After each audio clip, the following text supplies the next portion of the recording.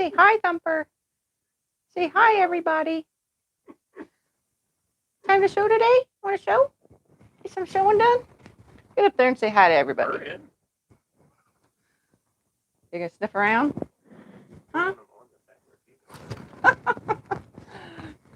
Tell everyone, I'm just gonna hang out on the floor now. Bye. Hello, everybody. I'm here just a couple minutes early. That whole sitting around and waiting thing drives me insane. So if there's like 3 or 4 or 5 minutes, I'm just sitting here and sitting. I'm like, you know what? Let's just press the button and go. So hello, everybody. I'm Tiffany. Welcome to my quilting life. Today's Sunday, So Sunday, where I hope that you are sewing with me today because it's Sunday. All right, let's see who is all here today. Oh, it loaded. Okay.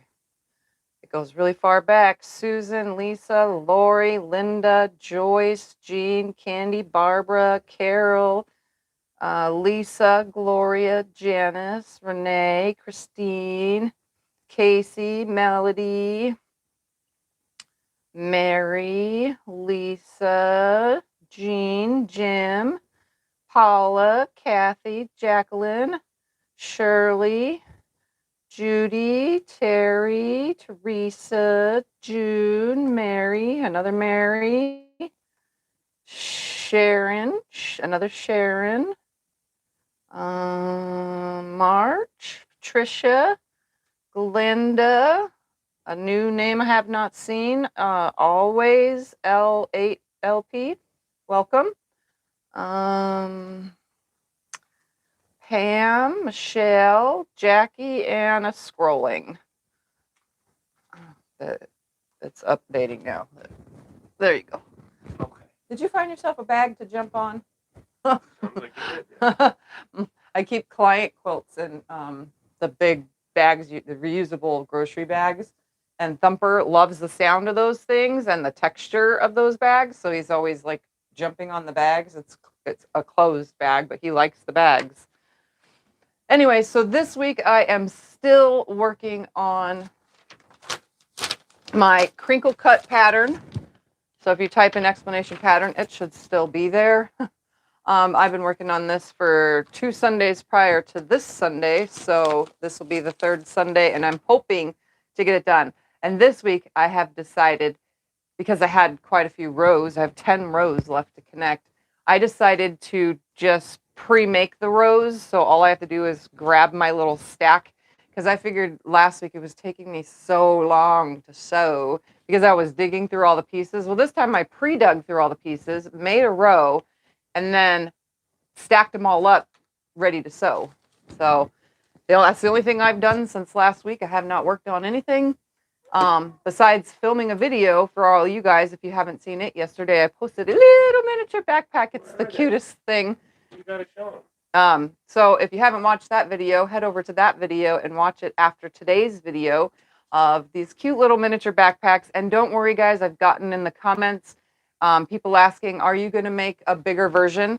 I am going to make a bigger version. I just have to do some more math measurements because it's not exactly as easy as you think to make this arch the same as, you know what I mean? It has to be, to go bigger, you have to change the dimensions and everything. So, but yeah, these cute little backpacks that I have been making, I've took the time to make a couple of them. My daughter says, oh my God, those are so cute for like little Build-A-Bears and dolls and stuff. So they're like the perfect little thing, or you can just put your grandkids' snacks in it and they can hold it on their wrist and spin it in circles and be kids with a bunch of snacks or whatever, or you can put notions in it. I don't know. You just use them for whatever. Put a little clip on the end and put it on your keychain. I don't know if you really want your keychain that heavy, but again, they are super adorable and super fun to make. They don't take very long. It took me a while because I'm still kind of slow at my sewing, but they're definitely fun little backpacks. So that's those. What kind of cat is Thumper, real quick? Thumper, we thought for the longest time, was a snowshoe. He has all the characteristics and markings of a snowshoe, but in recent Googling, he fits the shape and tail size and size-wise of a knitted rag doll. And they look exactly the same. If you look up mitted ragdoll and snowshoe, they look exactly the same, except for a mitted ragdoll has a little bit longer hair and the tail is more poofier. And Thumper has the longer of the hair and the poofier of the tail. So it was a toss between the two. So for the first 10 years, he was a snowshoe. For the next 10 years, he'll be a mitted ragdoll. I don't know, but he's in that range.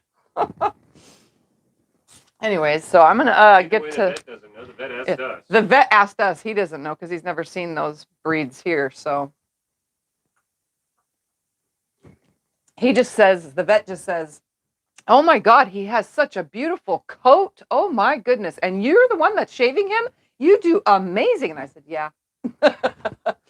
So I said I learned early how to shave animals, so dogs and cats. So I know how to do it. How's your hip?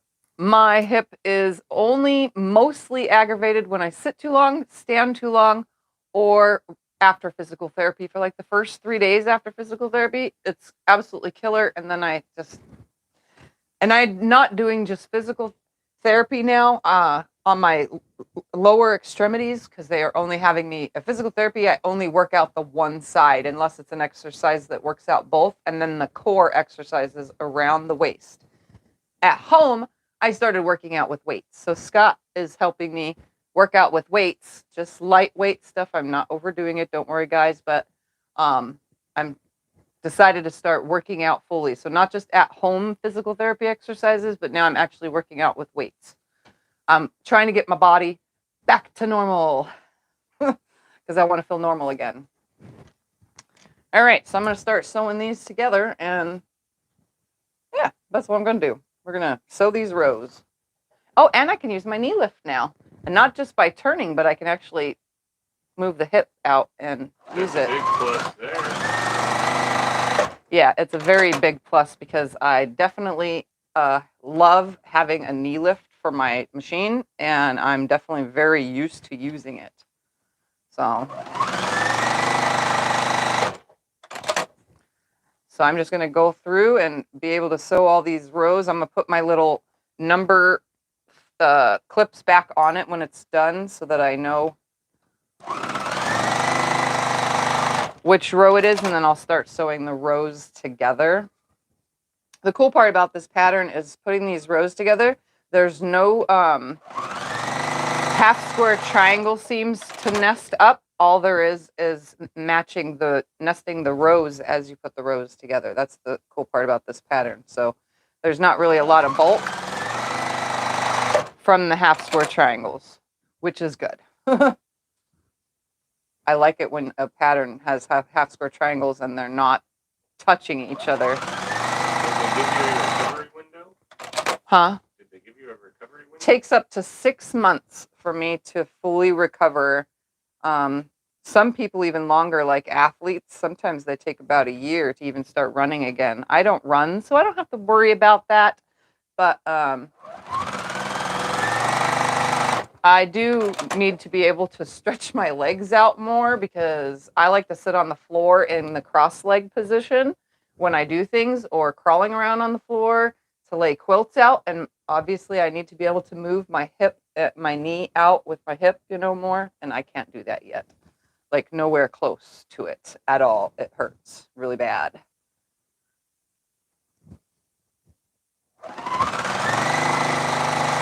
So whatever the physical therapist said with the 6 months, she thinks it'll be about 6 months. But I have to keep up with my therapy at home. So yeah, because you're already done with it. Yeah, if I don't keep up with the therapy, then I'm not going to get any further, and my leg will get stuck feeling in this position that it's in. We definitely don't want that.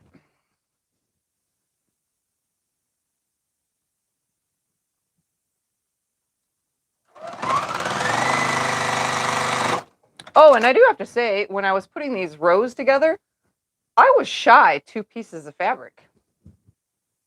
As soon as I was putting all the, pulling the letters, from the chart, because remember last week I was folding the chart and then going through, I get to a couple of them, I'm like, I'm out of pieces. What? Wait a second. So I went through the stacks and looked to make sure there was no two eyes stuck to each other because they're batiks, so they get stuck, right? And I'm going through it and okay, so where did these pieces go? Two pieces did that, so I ran out of 2 solids, and I'm so glad that my scraps were enough to get 2 more 4.5-inch squares out of, because most of the pieces were cut quite far down. So there was that. When I was putting this together, I was like, what? How do I not have enough? So I guess I was distracted during the live stream when I cut everything up because I missed cutting 2 pieces. All right, so here is a row, and I don't remember which way the last row pressed, so let's see. It is going to the left. So this one will go to the right. So I'm just going to go ahead and finger press all these to the right. Okay, Thumper. He is literally climbing up. He was attacking these bags, and he's attacking that. On that bag. He has to play on that bag. Hey, kitty. Hey, come here. He's like, no, this is my bag.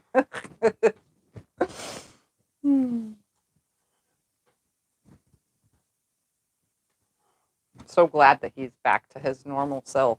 Yes. All right, so I'm going to mark this. I just put 3, 4. I went from 3 to 13 or something like that, or 3 to 12. All right, row 4. Technically, they're not, though. They're row like 7, 8, 9. But, yeah. All right. I am going to knock you down if you're trying to get up there, though. Go, go. He goes running. I don't like it if he crawls on my fabric, so I knocked him down from trying to crawl on the fabric over there in the closet. That closet's a mess. I need to clean it up. I actually just need to quilt up all the quilts, and then I can see what's in there. You got to find one first. I haven't been able to stand at the long arm very long, so that's why I haven't done much long arm quilting. I got the tension correct to work on a client quilt, and that's as far as I got the other day. But as soon as I feel up to it, I will stand at the long arm, or I will load the long arm and then stand at it and get a client, one of many client jobs done and out of the way.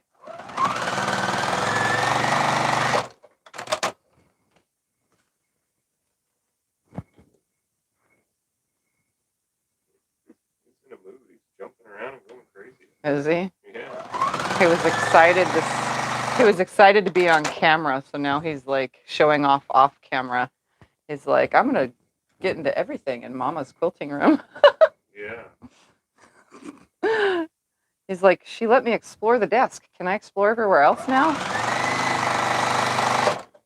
These rooms, though, I have to admit, these rooms have been sealed off for a while now because I really don't sew that much lately. So when I'm in here, though, I do leave the door open, and he doesn't come in here unless both me and Scott are in here.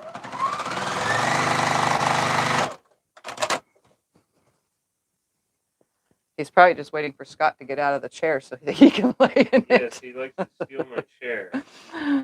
Yeah, he likes that chair.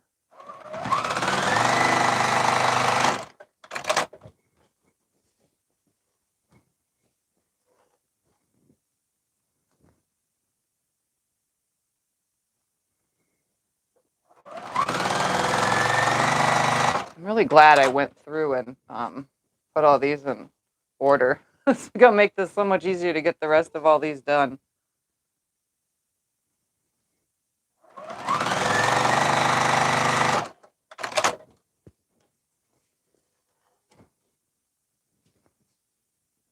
I was hoping I'd be able to do it all in today's video. That was the new machine? Yeah, this is my new machine. I retired the other Juki TL 2010Q, the one that has all the stickers on it.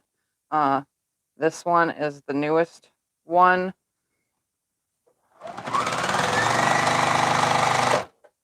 I got it because I thought it would be wonderful to have 2 Jukies, one for when I have company sewing with me and another one for, you know, my constant everyday sewing. Or maybe I can just switch back and forth so that I don't ruin the new motor on the other one. But the other one does not sew properly for me, so I'm not using it. Fixer didn't fix it. Yeah, the fixer didn't fix it properly. After 2 times with it, so I'm not sending it back. I'm just going to keep it, and I'm going to let it be the way it is. Oops.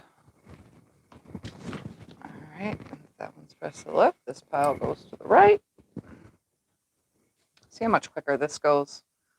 Glad I separated it out today.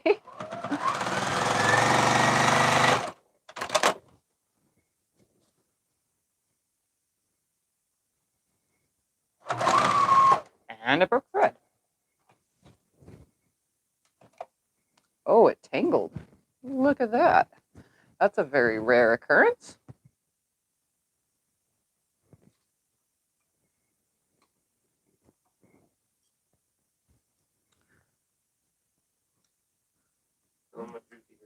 This is a Juki TL 2010Q, and if you type in exclamation Juki, you will get a link to where you can purchase one. They're all the same price on all the websites, just so you guys know. But if you purchase from any of my links, I get a tiny little portion of the sale as commission for, you know, supporting their business and telling all of you guys about it.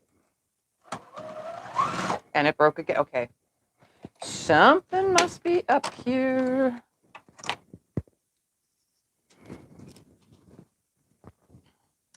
Is it not happy because I'm live? It sewed great the other day making that bag.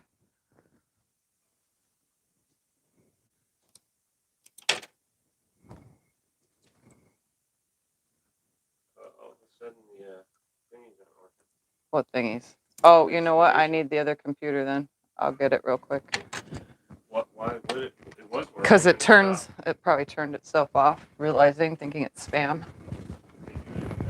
Yep.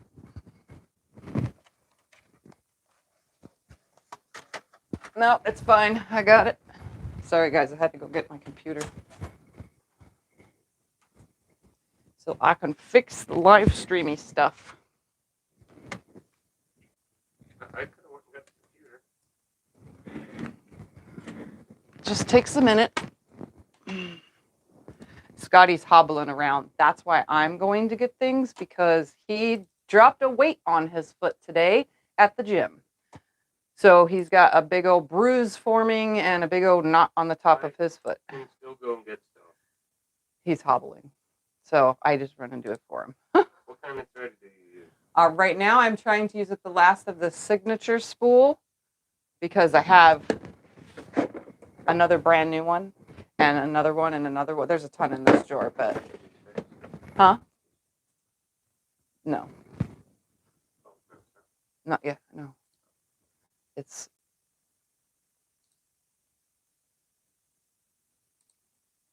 being worked on as we speak.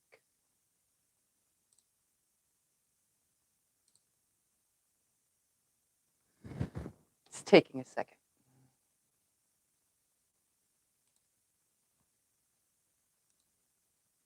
I don't know why it's not working. It's not happy today. Now you can try.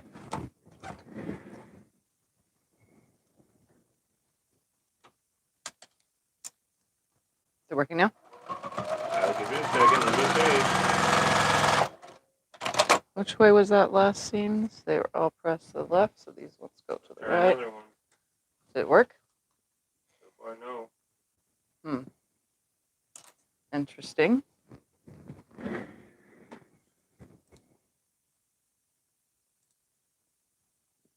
I don't run the live stream through a computer, by the way, guys. If you guys were always curious, I tried to in the past several times with, as you've seen on my desk, I have, you know, web cameras for stuff, but the web cameras aren't newer, so they don't really run very well. They have like either lines that run through it, or they don't catch up enough. They're not what is it? Not HDMP. No, what is the HDL? No, what is those letters? HTTP, HDMI. HDMI, not HDMI. Yeah, I don't know. What I don't know. Whatever. They're not up enough. I don't know why it's not working. So you can just try one more time, but. Well, everybody's trying. It's not working. Oh, well, it's going to be off then tonight because I don't know why it's not working. It's weird. It worked earlier though. It just turned itself off in the middle of it. Yeah, I don't know.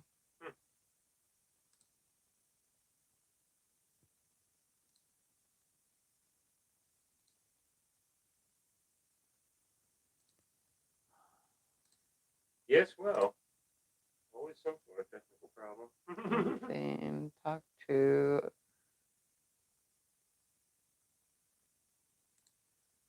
Log out. Log in. YouTube.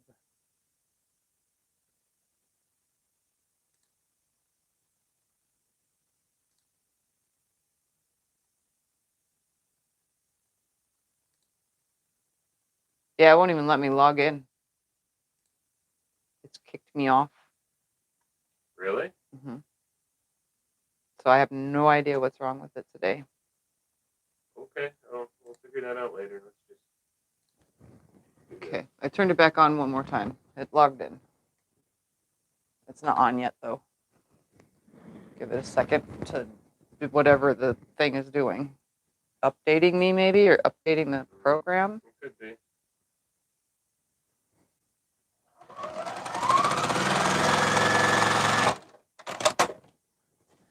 I don't know. I'm not a techie person. I only know what I know how to do so far. Everything else is, I'm not techie. So that's what I was trying to say about the cameras too. I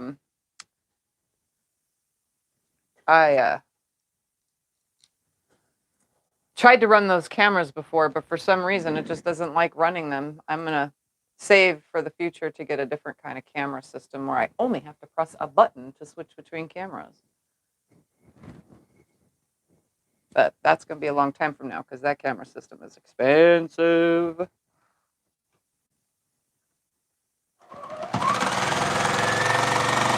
So I just stream from my cell phone.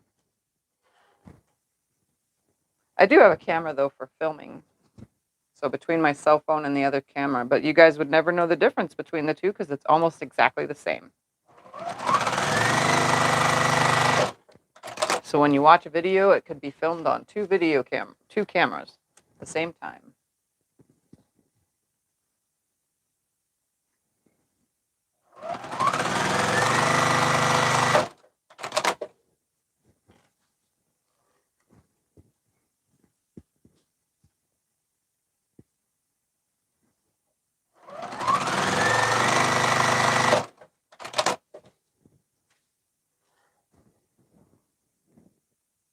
Trying to do computery stuff at the same time.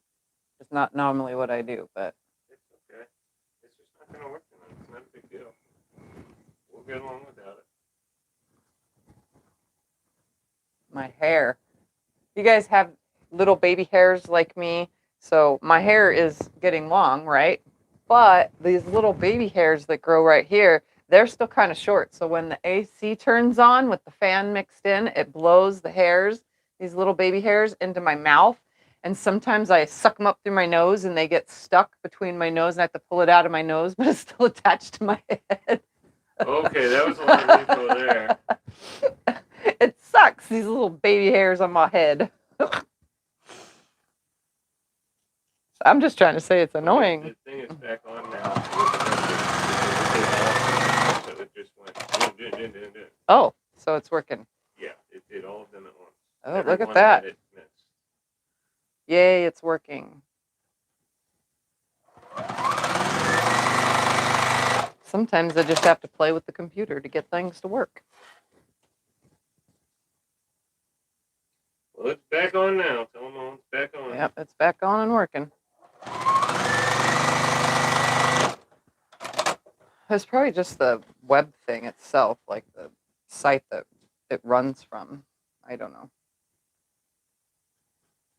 But anyways, when you use the links that pop up, every time you see somebody put in a code that's an explanation mark before a word of some sort, mainly from my thing, Scott usually puts them in, those take you to links that if you buy something from those websites, it helps support my channel. Because again, I've told you guys in the past and I'll tell you again now, YouTube does not pay content creators. It is not $1 million business. So I have to do other things to make money. So not only do I sell my quilts, but I also am affiliated with a bunch of companies to make a little bit of money here and there when you guys use the links. It's not much, but it helps. All right, 6.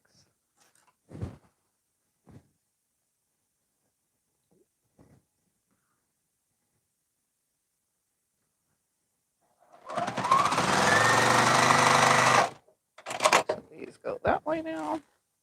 What cell phone model do we have? I don't even know. It's a Samsung Galaxy A32 5G.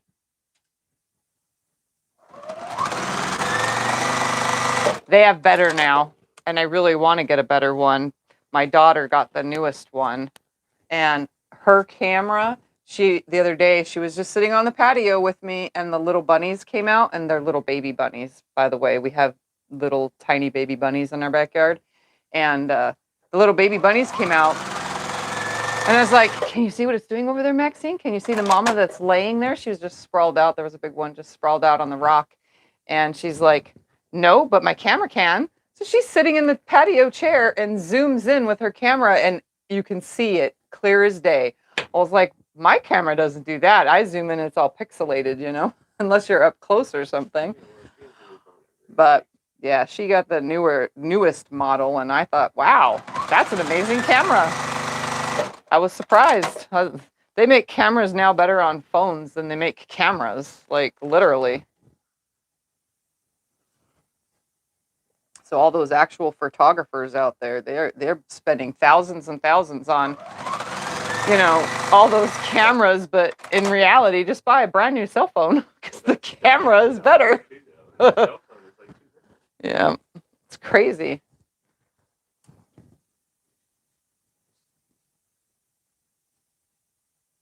The only problem with cell phones is you have to keep replacing them because things start failing. But if you're only using it as a camera, then I mean, honestly, I don't see nothing wrong with that. I use mine for everything, live streaming included.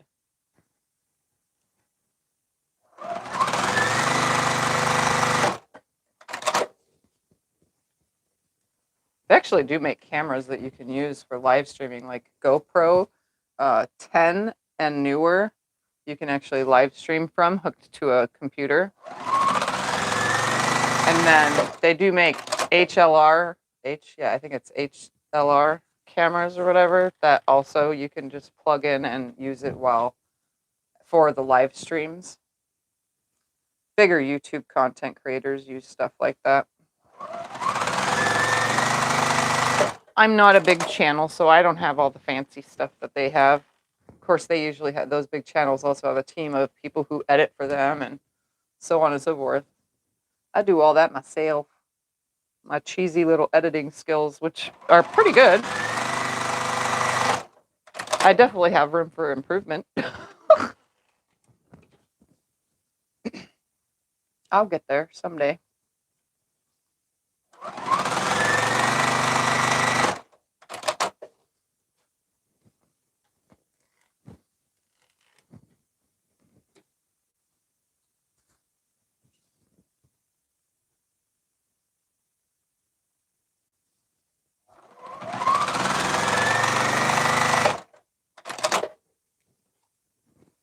I'm really getting a workout in my hip right now with the knee lift over and over. I probably could have chain pieced all these together, honestly. But then I would have got myself confused. All right, let's find the beginning of this one. Put the clip on it and place it over here. grab the next.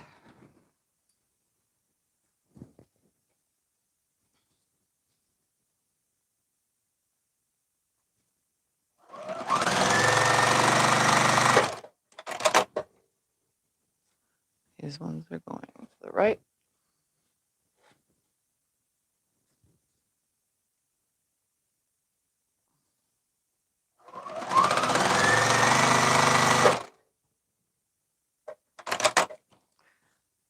Hopefully everybody had a wonderful weekend, and all of you that are in the path of all the storms over on the mid to east coast areas.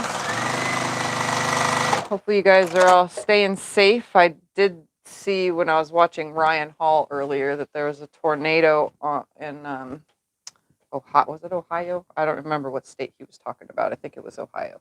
But I read that there was watched that there was a tornado. So hopefully everybody there is safe, and that there was tornado warnings in Kentucky and stuff too. I was watching it actually just before coming live.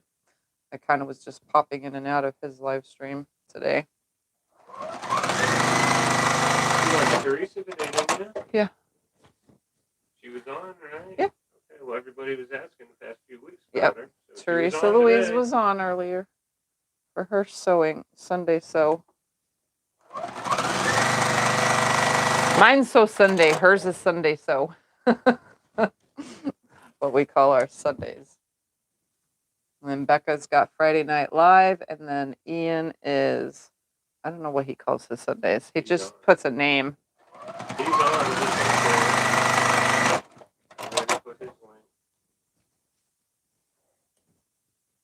I was on Ian's earlier too until nap time.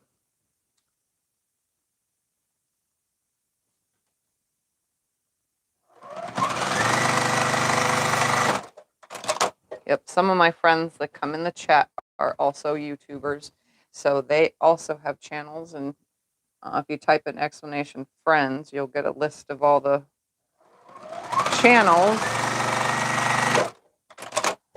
and you can just type in the name for one of those people, and it'll give you a link to their YouTube channel.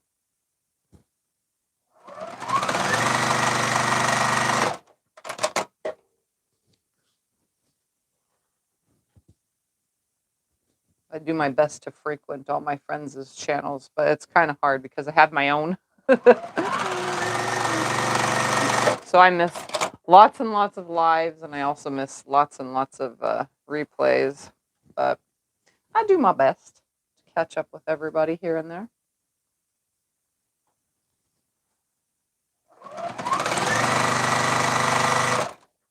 Lately, I had not been really playing on YouTube, though. I've been actually watching movies with Scott.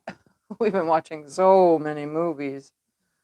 Because, like I said, after physical therapy, those first few days after physical therapy, I hurt really bad. So, and it aggravates both my legs, not just one, because my legs are still having MS problems. So, how's your thread doing? Have you used that new thread yet that you bought in your hoard? No, because that's for the other machine. The new thread I got to use in the other Juki, in the DU 1181N, the industrial machine for bag making. I got that thread to use over there because it's thicker. I mean, I can use it over here too, but I figured since it's a heavier weight, I can use it over there.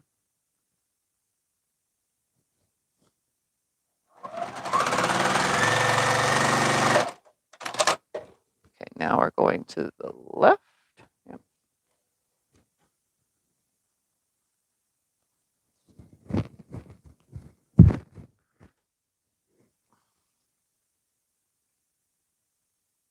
You know what I might have to do? I might have to cut the sleeves off of these shirts. Let's do it. Because the way they sit on my body, it yanks. I've been having shirt problems. I have a specific amount of shirts that I wear in here in this room, but they don't fit me correctly. So they like pull up the front like that, and then the back gets like pulled into my armpits. I don't like that. Oh, what they were sent to you by a fan. They're awesome. They were sent by a fan though, so I wear them. And they're awesome. And they all The have sayings are all amazing cool. sayings, but I'm now thinking I'm probably just going to cut the sleeves off. I mean, I own a serger, so I could fix all that up and make it nice looking. What thread do you use in that juki? In this juki, I use whatever I want to use. So far, I've used cotton, poly, and that's it. Because, well, that's what I have is lots of cotton thread and lots of poly thread. But yeah, I use whatever thread for my machines.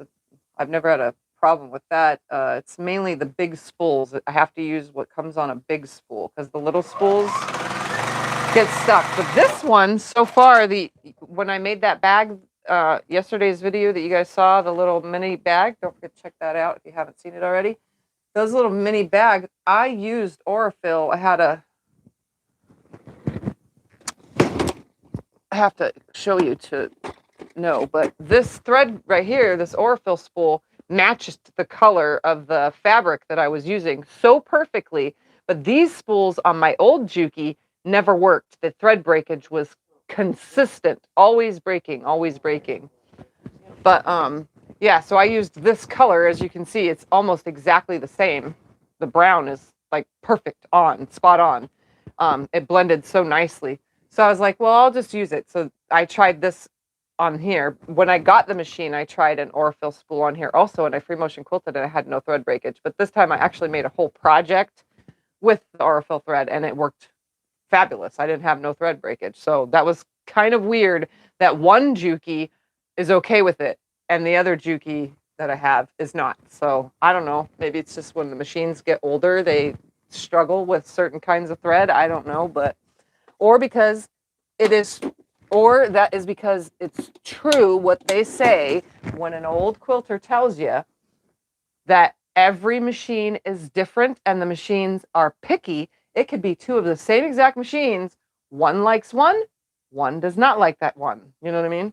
So that's probably 100% factual now because I have a new Juki that I can run anything through so far. Do you ever adjust the speed on the juki? No, I keep the speed all the way up at Rabbit, and sometimes that's not fast enough.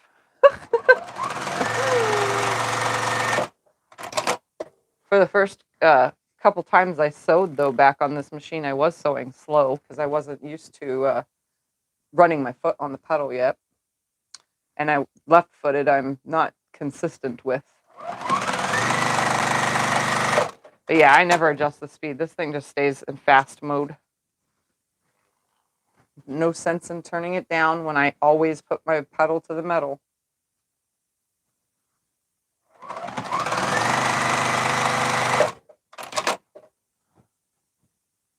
Oops. Right, yeah, I was going left. That's the way I was going. I almost lost the direction I was going.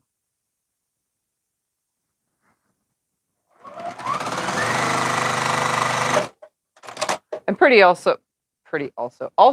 good at adjusting my pressure on the foot too. So I can go super slow if I wanted to without changing the speed, see? And I can be consistent with that speed. I'm really used to it. I mean, I've been using these Jukis now, because now there's more than one, for 7 years. So I'm highly used to it. And the pedal itself, I'm highly used to. So when I use my Juki HZL F600, the one that has all the decorative stitches and stuff that I have behind the camera, that's actually buried under purses and a hand-sewn quilt right now. But when I use that machine, it's the same foot pedal, so I have the same feel with it. We're going fast and slow.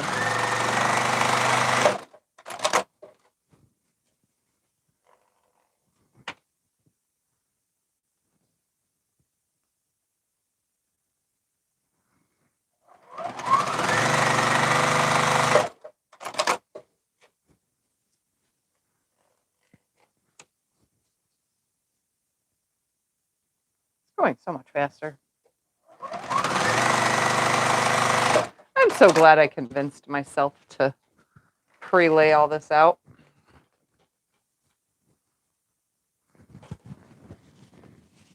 They like your cute little voice. Oh, I'm telling you, isn't this just the most adorable little thing? I don't know what it is about this stupid little bag. It's just so cute. It makes me want to say it in a funny, cute way. Yeah, this one is adorable too because this one has little taxis all over it. And I think they're fun. I don't know. I was playing with scraps with this one. So that way I can make sure that the pattern was going to work out for you guys. So is this pattern, back to the other thing, a little bit on the fiddly side due to the layout? You just have to pay attention to the layout on this one. What I would do is I would mark row 1. I would mark on the paper 1, 2, 3, 4, 5, 6 all the way down, and then put a check mark when you're done with it so that you can know what row you're on. I also highly suggest you go through, and because the picture, the color on the pictures aren't as clear as the fabric itself. I would also go through the alphabet chart and put the alphabet on this chart by what it matches with the fabric, because it's easy to get it messed up. So I would just mark all the pages first and then put everything together. It's easy to put together. It's just the actual assembly, because you want the same color to land next to that specific color. So there's no putting it together all willy-nilly. Although I would love to see what it would look like if it was like scrappy, having like 2 different solids running in the light section, and then have just scrappy pieces hooked together, just random scraps, you know. I think that would look really awesome because it looks like a chevron, but it doesn't at the same time. So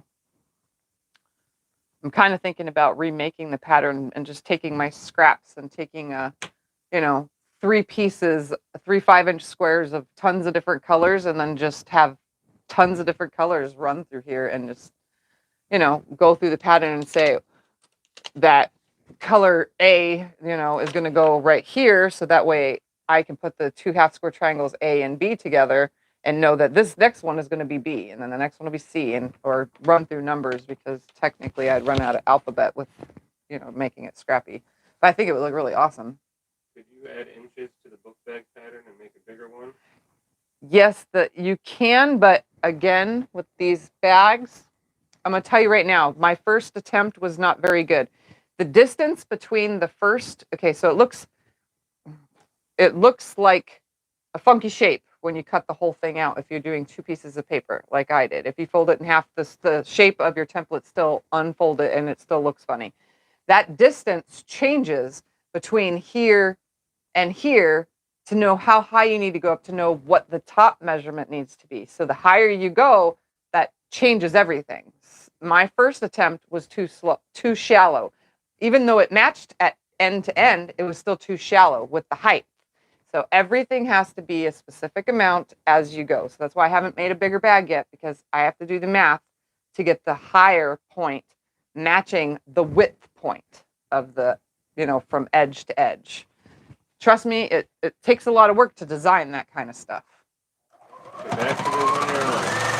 You downloaded the pattern. It's possible to get the kit. I have no idea how to get the kit for this. Again, the kit was sent to me. The pattern is free, but the kit was sent to me, so I have no idea where to get it at. These are going to the left, so that means these are going to the right. I would not know. It could be the person that put the pattern together that made the kit.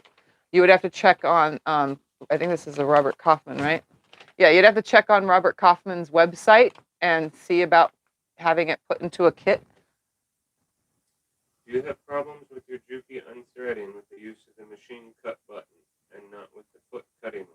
I have 2 Jukis and both of mine unthread with the one on the machine. If you start off too fast, if you just press pedal to the metal right away, yeah, you can come unthreaded after cutting the thread with the thread cutter. But if you start off slow and then go, you should be fine. So I start off just a little bit slow, but every time I put my foot pedal to the metal right away, it comes unthreaded, no matter what I do. And that does that on any machine that has the built-in thread cutter that I've ever done. Even my little brother machine, the cheapy Walmart one, the SQ9285, that machine, that one has no thread cutter, and if I, snip the threads really close and then I start off really fast with the pedal to the metal, it'll come unthreaded on its own, and that does not have a thread cutter. My new Juki HCLF 600, that one does have a thread cutter, and the times I've used it now, if you start off really fast, it'll come unthreaded. Have you ever designed and sewn things on paper first? Yes, that's how the bag came to be, was on paper first. That's how I was able to give you guys precise measurements for making your template. Because I don't know how to make a template on a computer and offer you a PDF. That I have not figured out.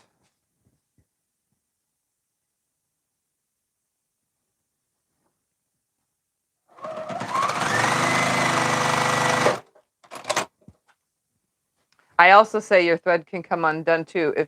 If the thread is down in the hole, if your top thread is still in the hole after you cut your thread, you should be pretty safe. But if your thread comes up above the hole, like right now I'm pulling it out, it may take more chances of coming unthreaded.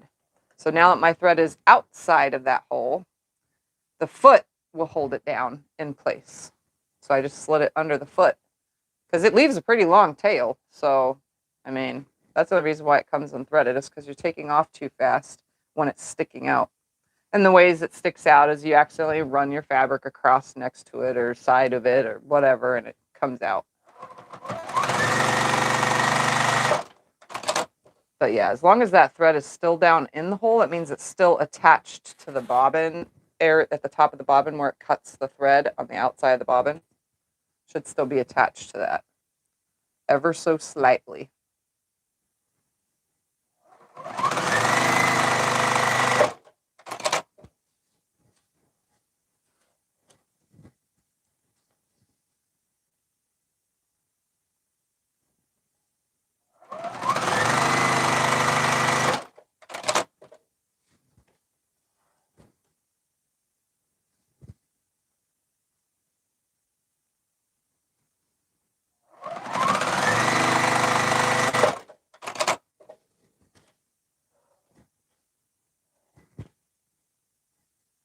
I did name so that, now that all these, I have so many machines. I never thought I'd be an owner of like 1, 2, 3, 4, 5, 6, plus the embroidery is 7, plus the long arm is 8. I never thought I'd be the owner of 8 machines, plus 9, because I have one in the garage too that's broken that I have to fix. But still, it's a machine.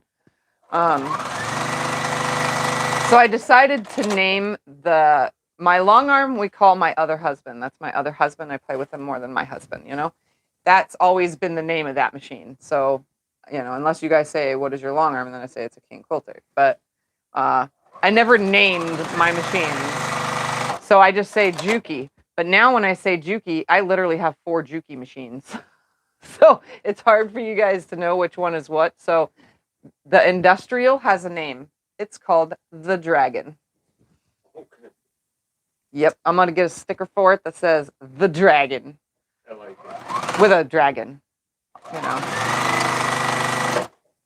But this one, I don't know what to call it. I still call it the 2010Q, but I think it needs a name. So does my other one, the old retired one. I should call that one retired. Yeah.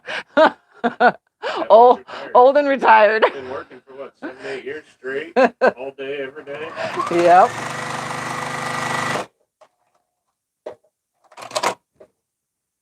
Yep, that one's been working a lot. And this one is now working a lot.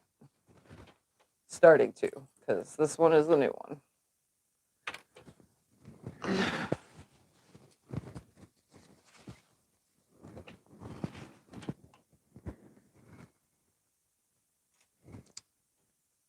But yeah, I've named one machine now, technically, because, I thought it'd be cool to name it the Dragon, because that thing is a beast, that machine.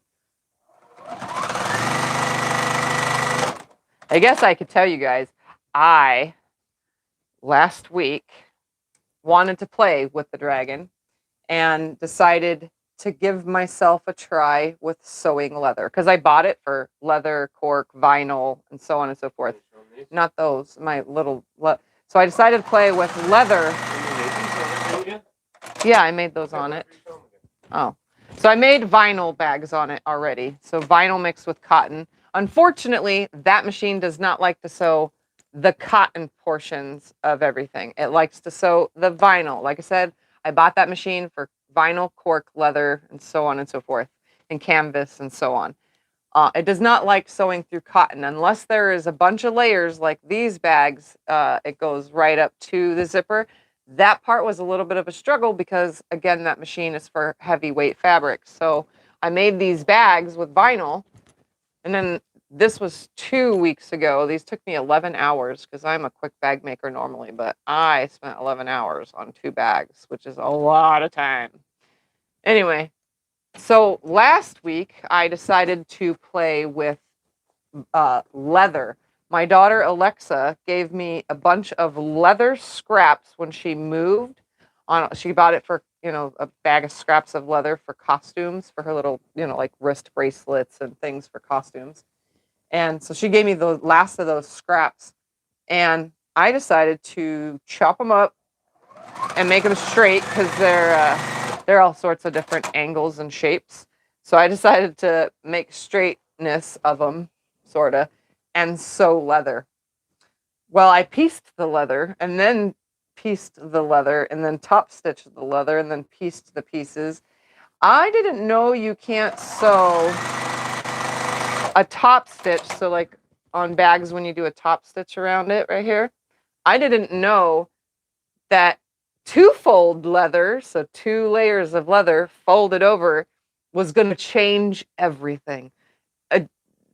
The machine could sew through it, obviously, no problem, but it goes nice tension, nice beautiful tension, and then there's 2 pieces of leather folded over, so that makes 4 pieces of leather.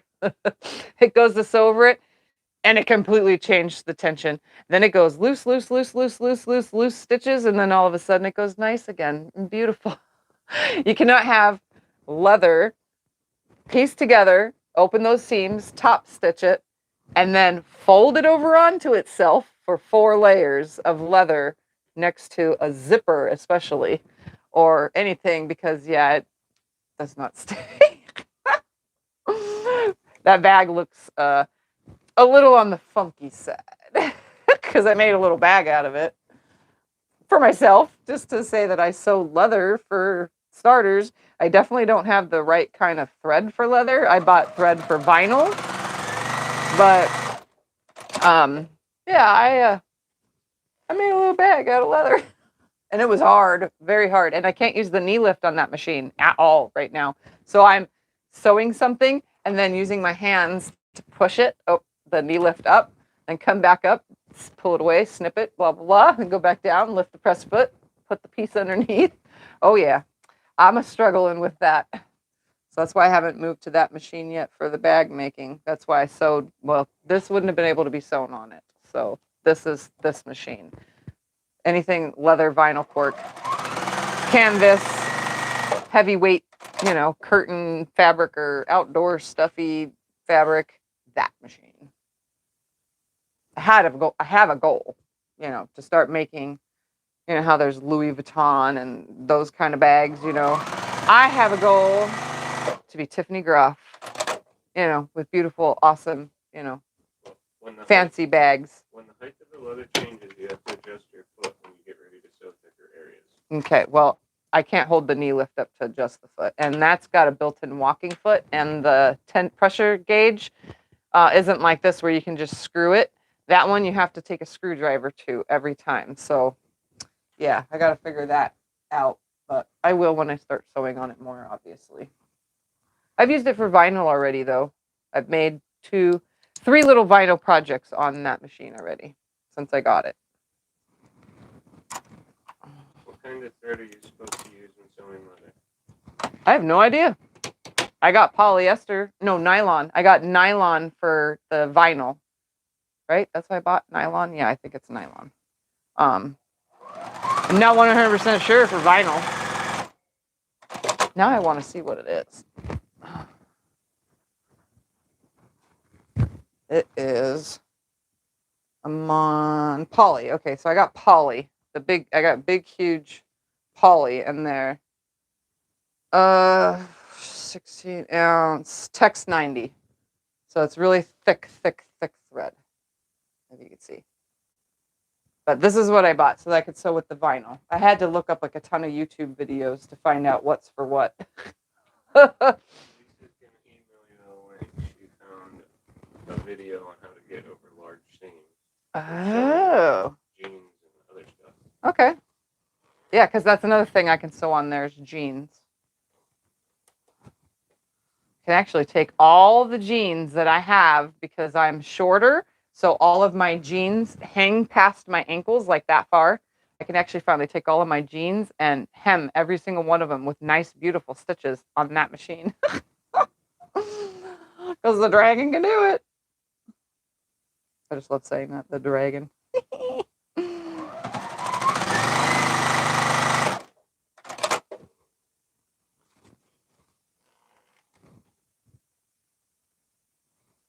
You could do that on your serger too.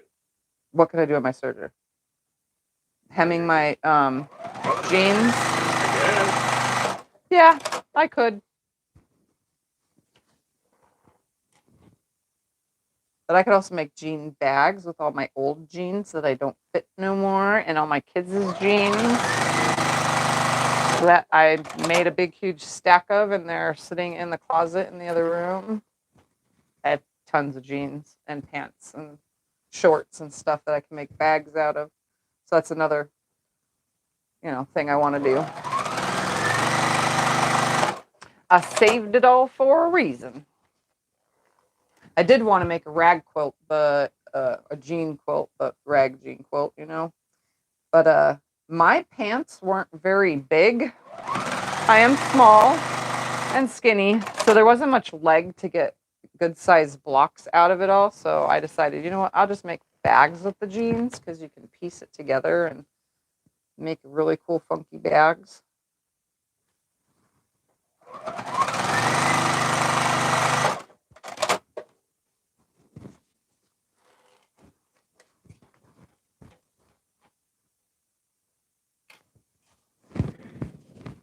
Two more rows to make and then I could sew them all together. That part should go quick, I hope. Hopefully. I do need to get up and stretch though. I also need to take a drink of water. You need more? You need juice? Mm-mm. I can get it.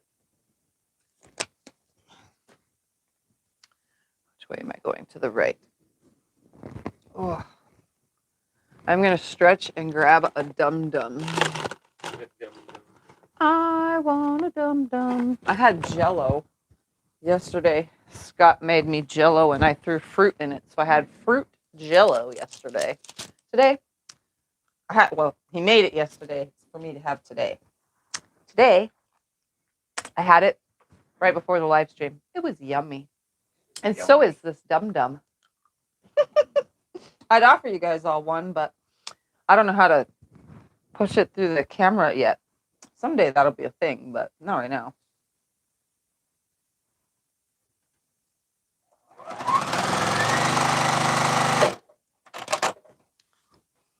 Yeah, teleportation will be there someday. Not for our kids, but it'll be there. They'll figure it out.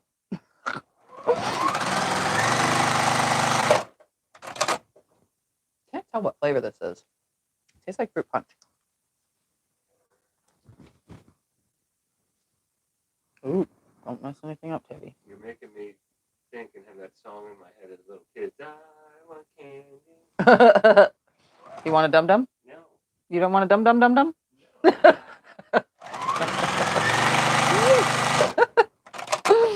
hear what you're saying. No, I don't. The dum-dum doesn't want a dum-dum. I think they get it too. And I all know what you're saying. Just give me sugar and put me on a live stream.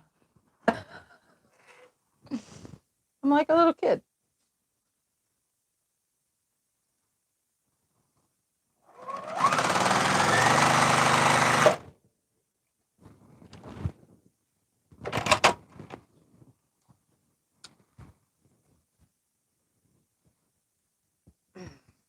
Sorry, I'm stretching my hip.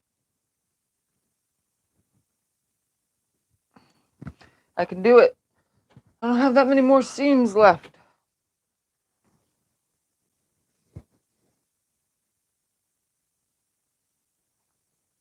Do you guys munch on food when you're in your quilt room?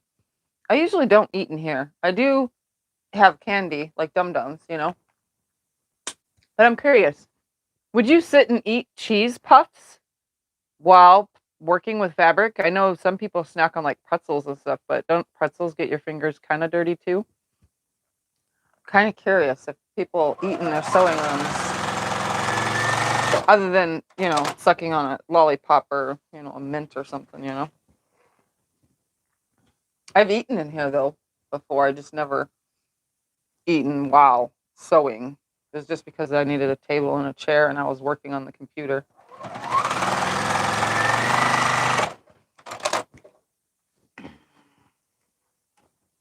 say yes, some say no. Yeah. I don't know if I would eat food like that though while sewing.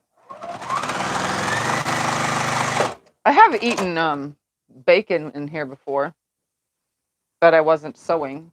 Again, I was just, you know, hanging out on a live on a Zoom thing with Becca. Some say yes, some say no, some say just Werther's, some say Jolly Ranchers. Ooh, yeah, I used to have my Werther's in here. Don't have any anymore. Yeah, they're expensive.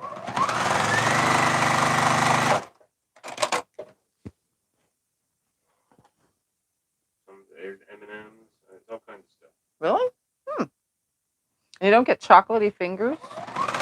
Most are saying no Cheetos. No Cheetos? I wouldn't either. I was just curious. You never know. I love Cheetos. When it comes to little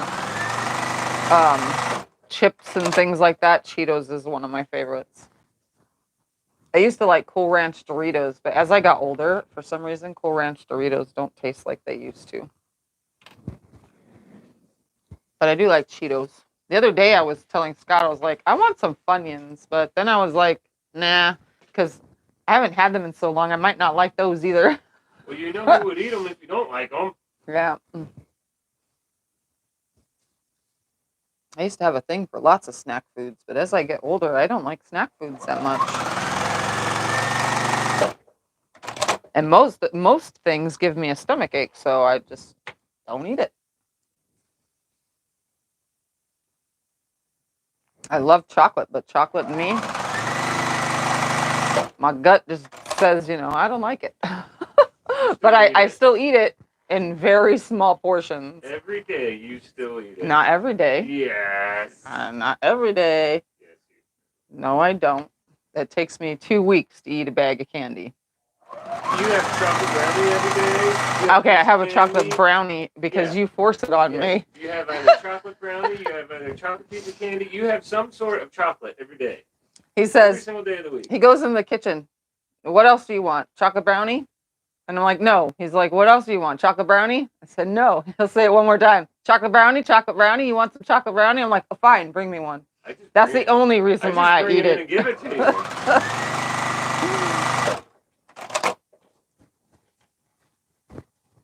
Yeah. He likes to feed me. Yes, Probably why I gained 7 pounds. Because he's always feeding me. I eat all day long. I can't eat junk food, so I have to eat through you. Yeah, he doesn't eat junk food because he works out. And he lives vicariously through me when it comes to junk. One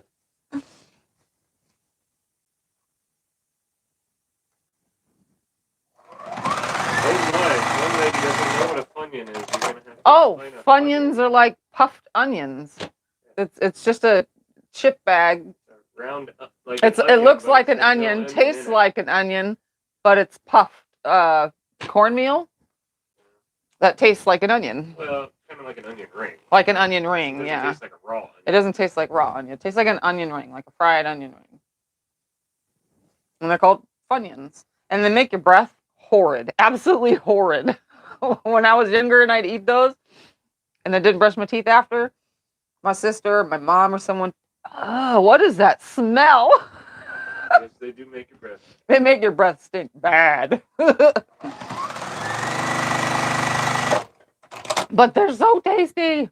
And they're kind of salty, and I like salty chips.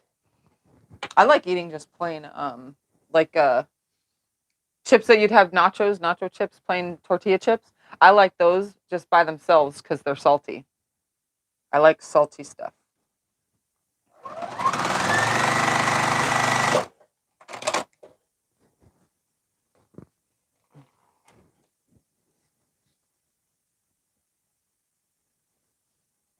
Yeah. I'm a very picky eater, but I do like my junk food. I eat somewhat healthy though sometimes. Like I eat, bacon all the time. That's very healthy for me. No. For me. That's the healthiest food I eat. It's a sad day when it goes by and I don't eat a pack of bacon.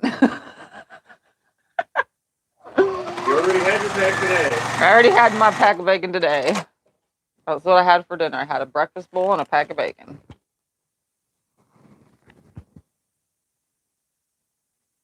And it was yummy. And it made the house smell delicious. And Scott was like, ah. There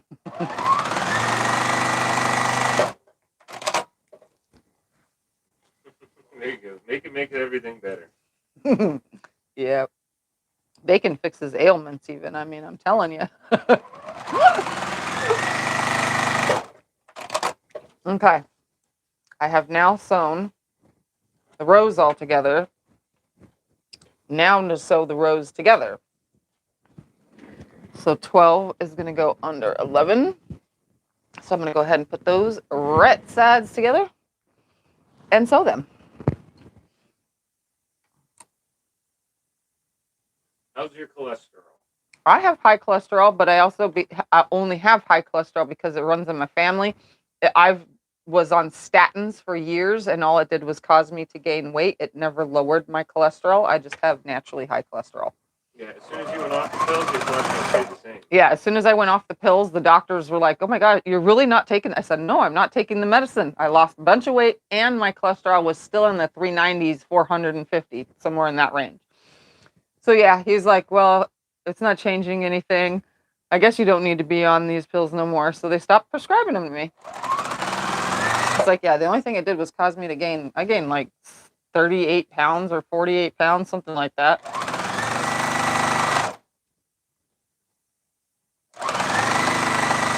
So I try to stay away from that stuff.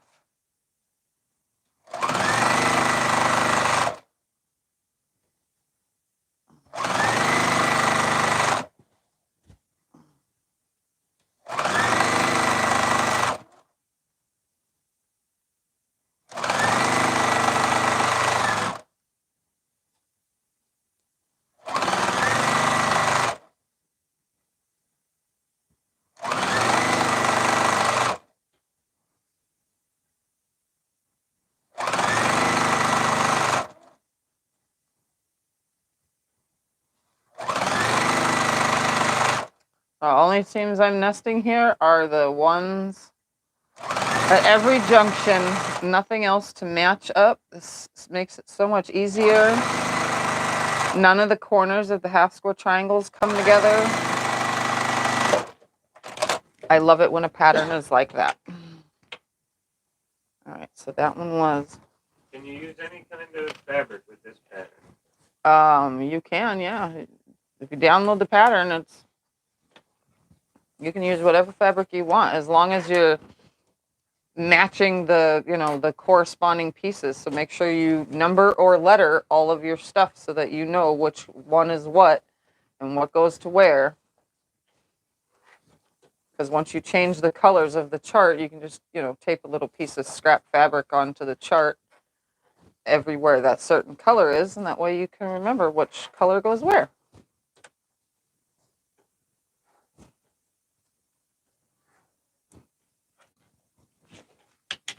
All right. Put that on the bottom so that I know this is the next one. So 10 goes on top of 11.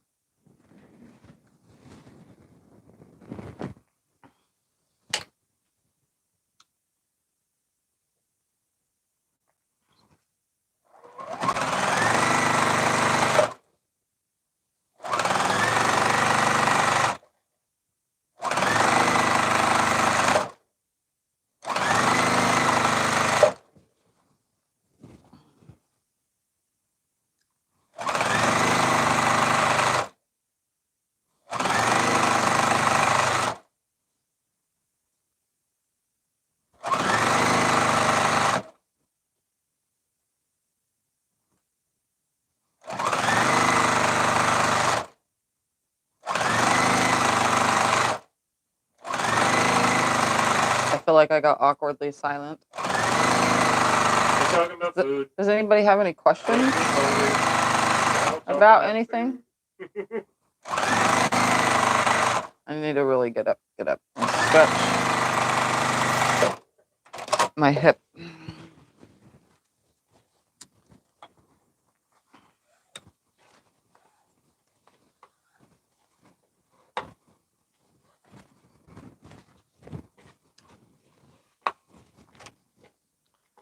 So before I sew on that next piece, I'm gonna stand up.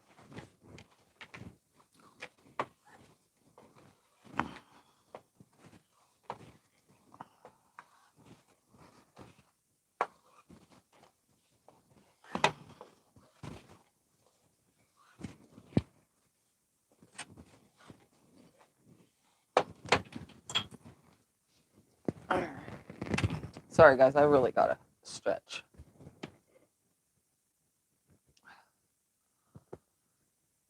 I can lift it on my own right there, but I gotta get it higher.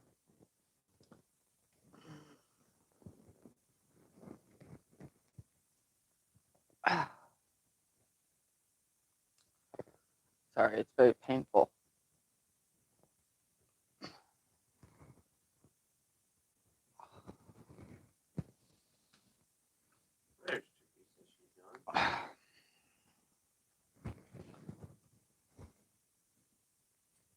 Okay, let's put 9 on top of this one.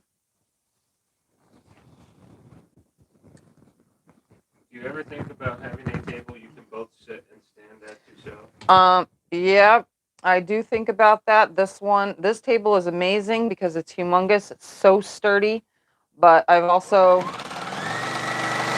seen online those adjustable tables that, you know, with the push of a button, you can make it taller or shorter. The problem is I like my large cutting and sewing surface.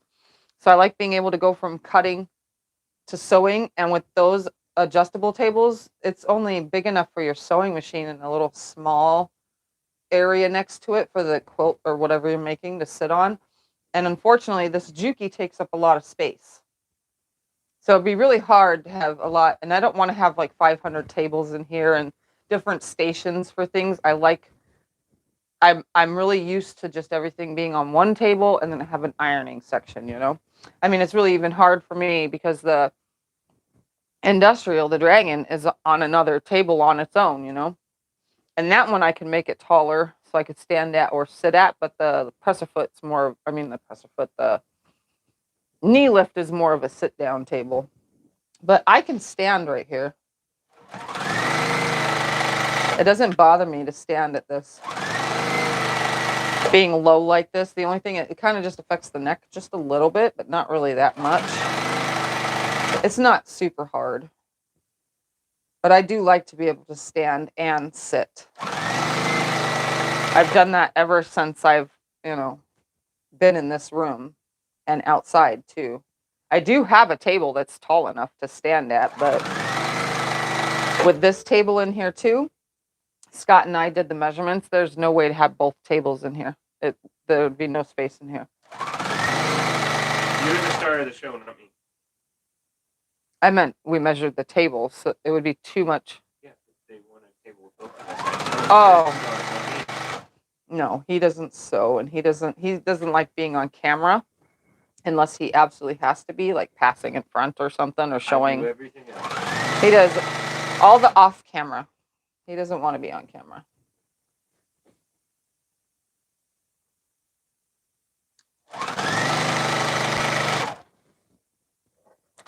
I just saw that my thing got very low right here. My seam allowance. Guess I wasn't paying that good of attention.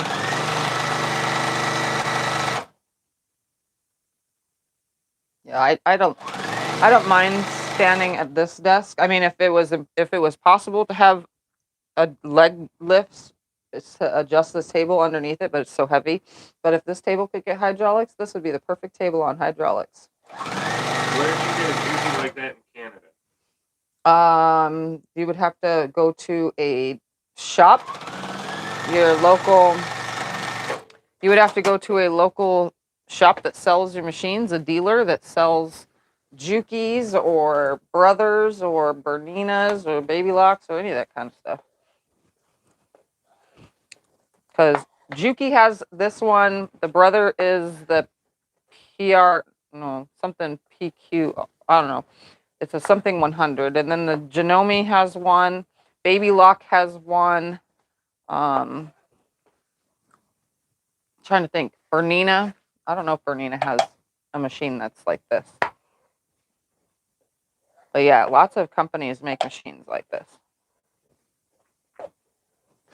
Teresa says, I wonder if on food channels they talk about sewing. You know, talking about food. They talk about other things about on food channels. They talk about all the different ways you can eat something, where you can sit and eat. Have you thought about getting one of the adjustable head tables like the Husky from Lowe's? The Husky from Lowe's, I've seen that one. And no, I've not thought about getting one. I mean, I've looked at them, but that's it. Again, like I said, this table is my favorite table because of the size and the workspace. I like the workspace on this table.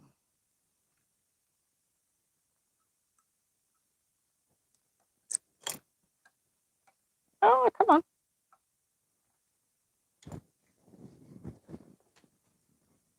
I'm going to clear this real quick.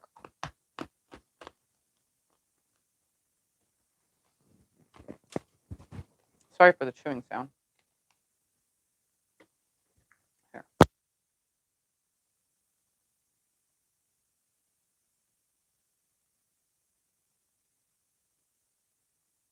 Didn't hear that. It was kind of loud.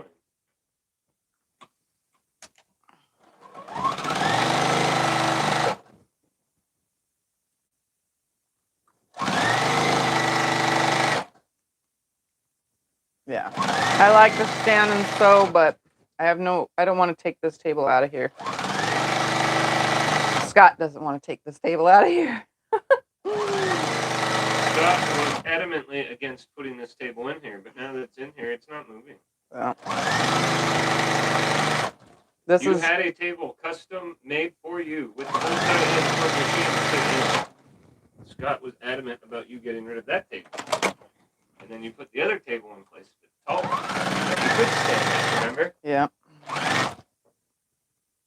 That was when I was in the garage, though. The one with the hole cut in was only in the garage. The standing one was in here. The standing one was in here, I know. I know.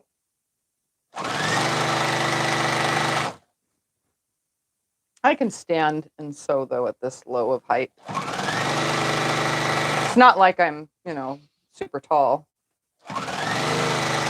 I'm 5'2" and a half, so. That's true, Tiff is 5'2".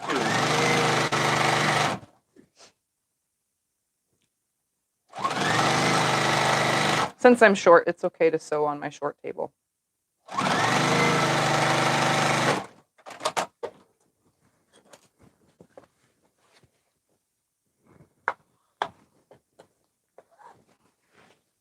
And even when I'm filming videos for you guys, I actually stand, sit constantly. Even when I didn't have my surgery and my hip was just bad, I still got up and stood and then sat when I wanted to sit, and because my legs do get tired from standing and always have, so I make do with how I do things.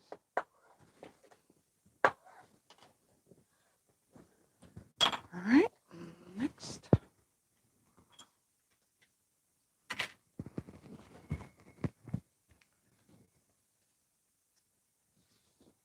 So 1, 2, 3, 4, 5 more rows to sew on, and then I can start sewing. Then I can get the top and bottom portion sewn together. What if you put risers under your existing table and had a more adjustable chair?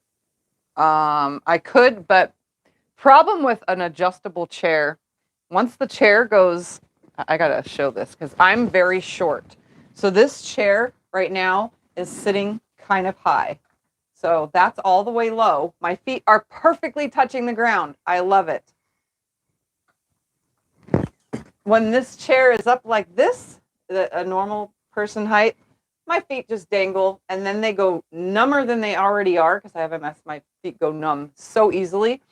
They go so numb that in like less than 5 minutes, faster than when you sit on a foot and it falls asleep, my legs go numb. If I go to stand, I fall to the floor. So I have to have a chair and a desk that I can see at, but my feet can touch the ground in full. That's the problem with lifting the desk. If I have to lift the desk, that means I have to lift myself, which makes my feet dangle. So it's one of those things. Like I said, I'm used to this big desk. I love this big desk. It's nice and heavy duty, has all sorts of space, but I'm also short. So I don't mind all the things that I have to do to make do with what I got.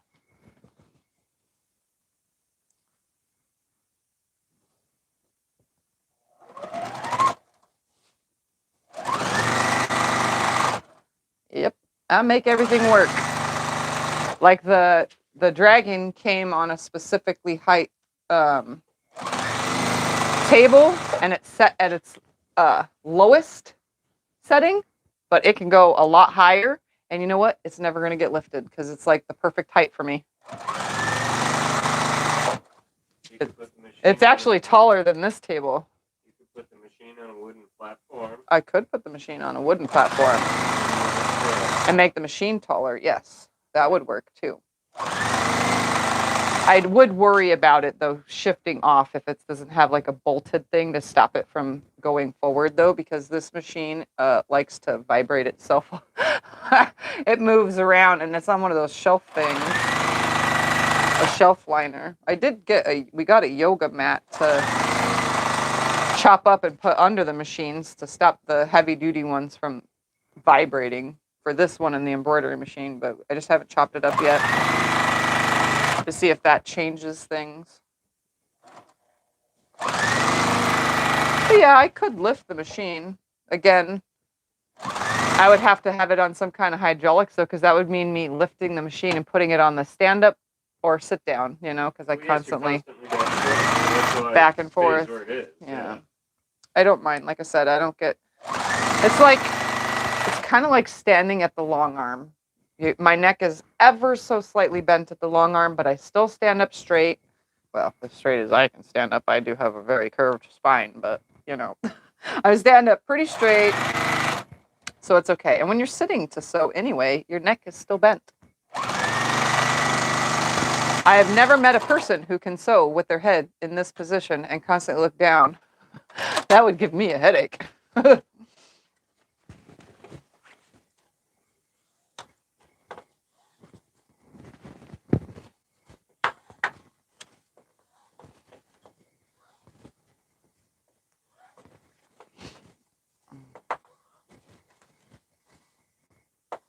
Yeah, I just make do with what I have. I like what I have. I like my little setup. Scotty doesn't like it with the desk in the middle of the room, but I think it's been amazing being able to walk all the way around the desk ever since we moved the room around and painted and everything. I like being able to go all the way around the desk. This is starting to get heavy, so that's why I'm standing to line things up. Not heavy, but enough. I'm almost got that together, though. It's going to look so cool.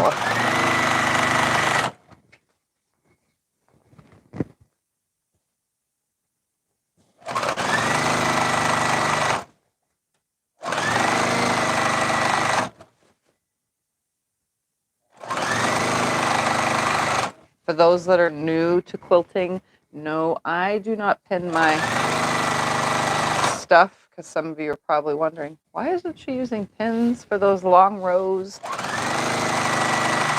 I don't pin.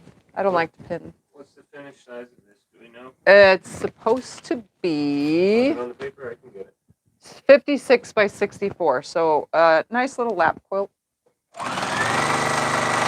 And you can make it bigger by adding borders. There's nothing saying you can't add borders to this. I don't have any border fabric that matches this. And when it comes to batiks, I really don't have these kind of blues. I do have lots of purple, but I'm not going to add purple to a blue quilt. But I do have the binding for it, so.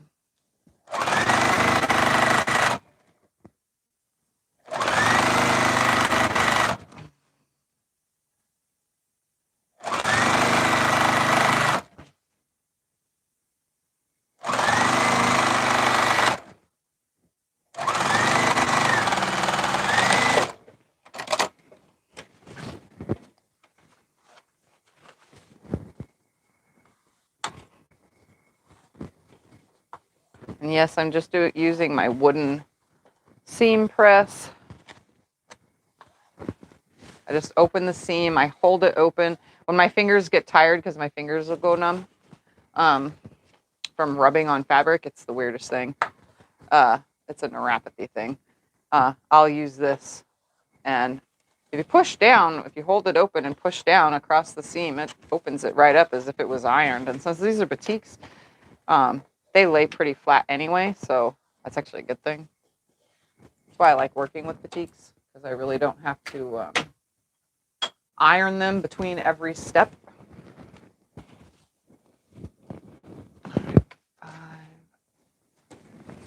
Go very, oop, nope, it's twisted.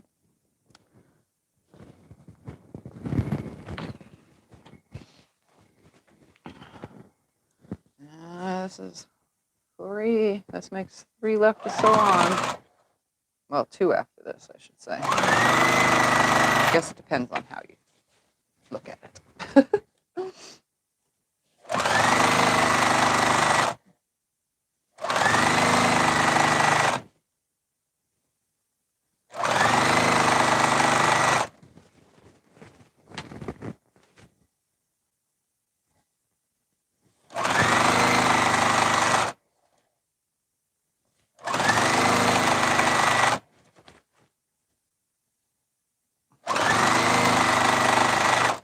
So far, it looks like all the colors landed where they're supposed to land. Everything looks like it's in the proper position. And if it's not, I will fix it.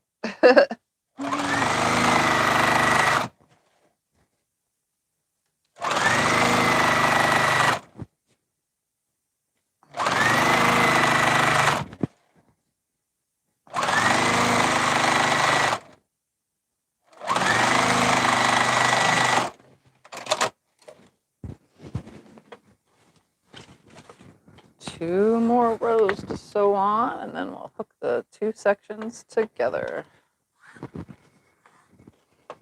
One is a section of 6, and this is a section of 10 rows. And then my quilt top will have be complete.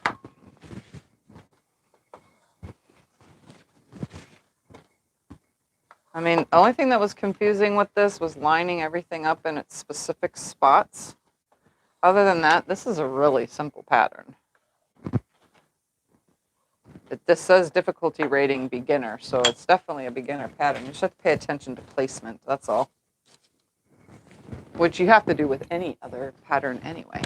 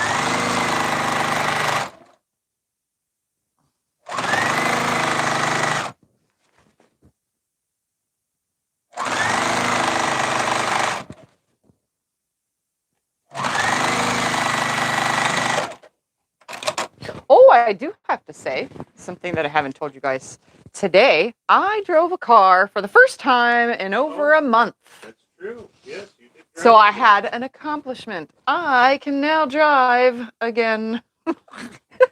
I figured since they said 6 weeks, 6 weeks has passed, but I didn't feel comfortable yet with my leg, with the pressure. But I was like, I've been sewing and I've used both machines now and my feet, I can do it with both feet. Well, today I drove and it didn't bother me. It didn't make my leg shaky. It didn't make my muscles hurt and it didn't affect my hip. So yay me, I can drive now. I've been getting carted around by Scott. I'm not used to him driving me everywhere, and I'm not used to both of us going every time we need to go somewhere, So, well, not always. I've drove myself to some doctor's appointments. But yeah, I can drive. Yay. I mean, what's the point of having a license if you don't drive? So, I love to drive. So yeah, I'm so happy I could drive.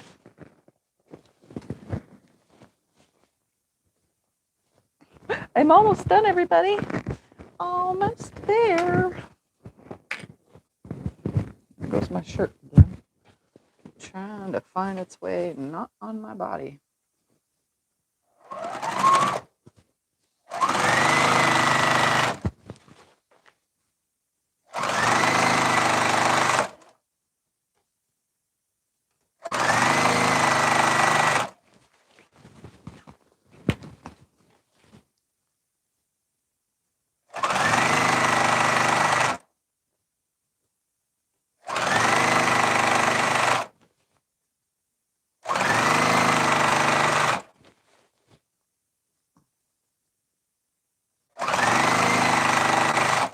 And my seams, I've been nesting all my seams nicely today. Last week I was aching a lot more last week though.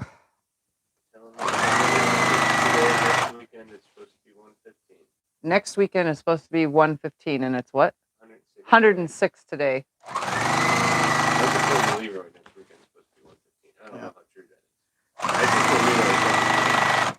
Yeah, next week, this week, starting tomorrow, I'm hoping. I've been cleared for a while now to be able to swim, and I haven't yet because where I swim at, she said every time I've asked her now, the pool water hasn't reached 80 degrees yet because it's been super cooler here. Like, very strangely out of weather normalcy here in Havasu. So I haven't been able to go over there and swim because I don't want to freeze myself to death. And so, yeah, this week though, since the weather's warming up, have planned to go over there and just get in the freaking pool. I'm just gonna get in. I've been putting ice on my hip and everything, so if the pool is super cold and I can at least go to my hips in the water, I should be good because I'm used to my legs being freezing cold right now.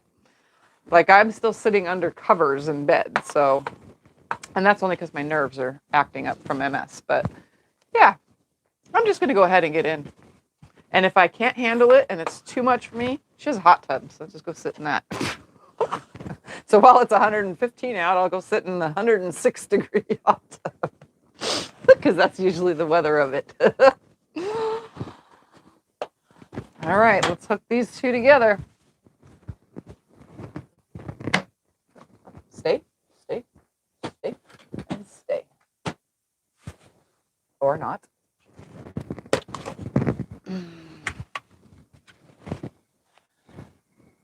That goes on there. Yep. There we go. I shall have a quilt top done finally. 3 weeks. I can't believe I've been working on a small quilt top this size for like 3 weeks now. What the heck's wrong with me? Oh yeah, I can't sew like I normally do. That's okay. I'm making it work. Here we go. Last and final seam.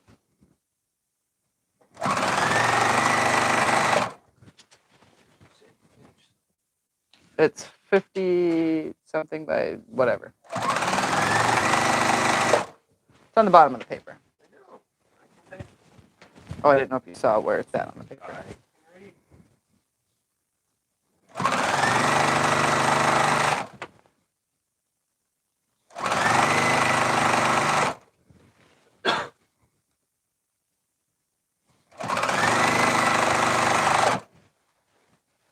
It's definitely the size of a children's quilt or a short adult lap quilt. Actually, anybody can use one of these size quilts if you're cuddled up on a couch or something. It actually doesn't matter what size the quilt is, as long as it's like bigger than 50 by 50.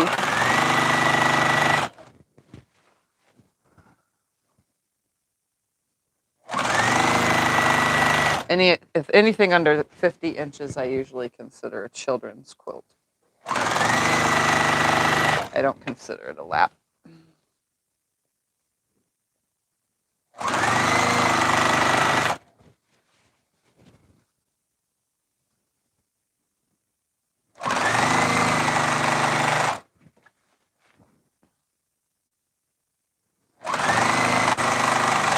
But if you're just putting it over your legs, then even a children's quilt works as a lap. All right, so I'm going to finger press this last seam open. Not open, but to one side or the other. Just going to press it, and then I can hold it up and show you guys, because it is done, and I don't really need to press it, because I'll do that another time.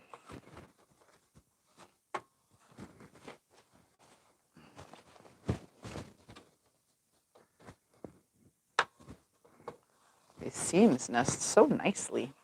What am I doing better this week that I didn't do last week? Maybe it's because I had a dum-dum. Yeah. The dum-dum helped. Dum-dum helped. Your dum-dum's sitting right here in front of you. Tip's dum-dum's always here. Yep, see, that's how machines come unthreaded, right there. It's the items end up rubbing up against it.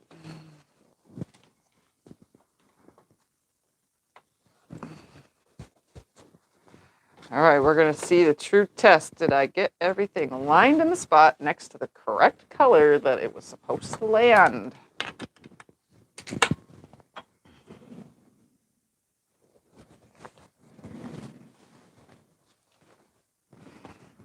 All right, you guys can tell me, did I accurately sew my quilt? No, I'm the ding-dong. You're the ding-dong and I'm the dum-dum.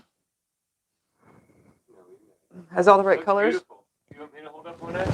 No, I was going to lift it so that you can see the other half.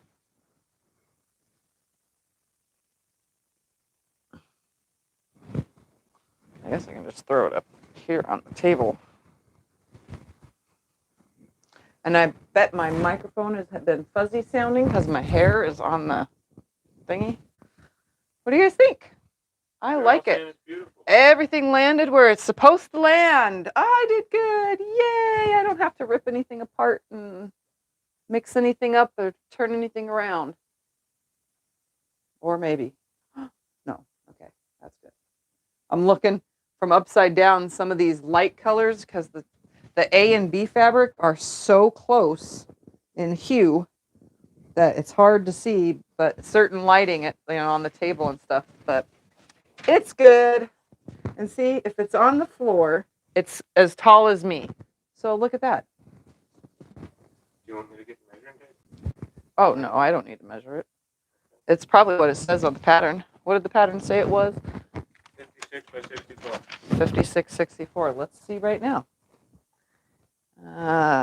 28 and 28 is what? 56. 57 plus, because it's plus an inch. So it's 57. What does it say it's supposed to be? 56. Well, this is 57. Look at me. I must have very good overly sized quarter inch, I guess. By 32 and 32 is 64. And plus 1.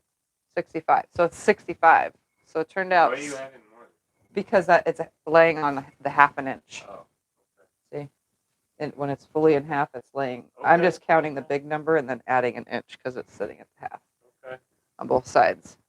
So yeah, it's 57 by 65, and they probably have their finished quilt after quilted because you lose a little bit with your quilting. That's probably why they said it's 56 by 64 because I'm going to probably lose an inch with quilting. So look at that. Yay. I'm finished. I can actually move on to another project finally. Yay! Yeah. All right. I'll just lay this half here so you guys can see how lovely it looks. Ouch. Ugh. All right. So that was the crinkle cut pattern. Don't forget you can get that on free on Robert Kaufman's website if you type in explanation pattern. This one has just binding and no border. No border. Nope. Just binding fabric, which will be this. So this will be what's a little tiny layer of it will be what's against it for binding. You could put a Yeah, border but on you it. can border these out, but its initial quilt itself has no borders. Nope, no borders. But I will bind it with this, and then all this leftover fabric right here, I will sew together into a pile of messiness and just make something out of it, and then put it on the back. That way I use up all the fabric on the front and the back. Look at me being all like thrifty and using every last piece. I do. So I'm just going to sew it all together however it comes together. That's just going to be a messy pile, scrappy, whatever for the back. And then I'll have to find some kind of other fabric that goes with it, or at least close to it, that, you know, looks good with the rest of the fabric on the back. Anyway, there's that. I'm glad it's done. That took way too long. Does anybody have any questions? No? No questions? Then I'm going to start. Do you already have a quilting stitch pattern in mind? No, I do not have a quilting stitch pattern in mind. Actually, kind of. Okay, so sort of. When I was piecing it, I was looking, I was like, this would look really good if I did something stitching in the light blue to pop that out because you really don't see nothing. I was thinking of stitching one thing in this and then separating every single one of these pieces. I know that's a lot of extra quilting, but the idea is there, and creating like a really cool, like half feathery thing, you know? But yeah, I kind of had, you know, thoughts run through my head. I am missing some clips. Am I missing? Lots of clips. Anyway, I guess I'll find them later. All right. Any other questions, Scott?